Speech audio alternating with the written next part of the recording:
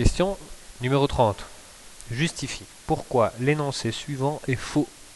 Un triangle isocèle qui a un angle de 45 degrés est toujours un triangle rectangle.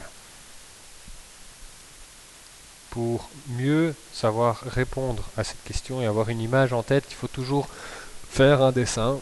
Moi, je vous conseille de faire le dessin dans lequel vous aurez 45 degrés de... un triangle dont un des angles fait 45 degrés, et puis essayez un petit peu de jouer avec pour voir si c'est possible. Mais dans un premier temps, moi je vais juste vous rappeler donc une fois de plus que dans un triangle, la somme des angles c'est 180 degrés. Que ensuite, si on enlève, que dans un triangle isocèle, il y a deux côtés du même longueur, et qu'il y a aussi deux angles de la même amplitude. Ce qui veut dire que si il y en a un l'angle qui est à 45 degrés, la somme des deux autres angles qui doivent être les mêmes va devoir être égale à 180 moins 45.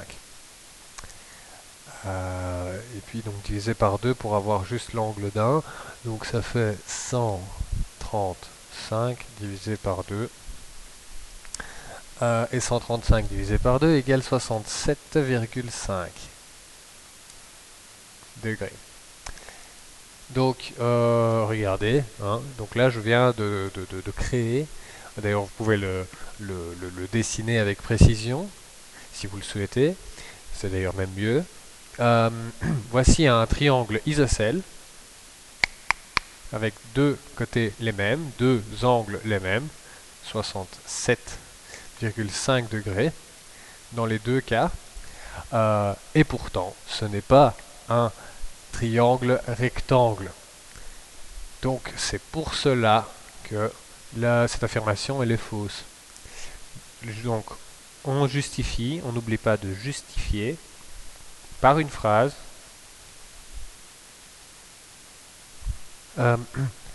le triangle dont les amplitudes respectives est de 45, 67 et 67,5, 67,5 et 67,5 est isocèle mais pas rectangle. Alors, deuxième justification, justifie pourquoi l'énoncé suivant est vrai. Attention, le triangle isocèle dont l'angle au sommet vaut 60 degrés est un triangle équilatéral. Donc, on va essayer de le dessiner une fois de plus. Hein. Donc, un triangle isocèle, hop, hop, ça veut dire que les deux côtés sont les mêmes, dont le sommet, c'est celui-là, est à 60 degrés. Regardez, une fois de plus, la somme des les angles dans un triangle c'est 180 degrés, moins 60 égale 120.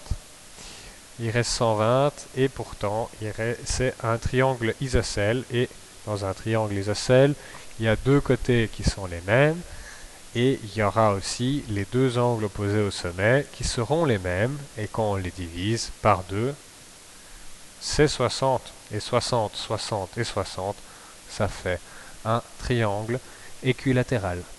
On n'oublie pas de justifier. Les angles à la base ont la même amplitude et donc tous les trois angles sont égaux.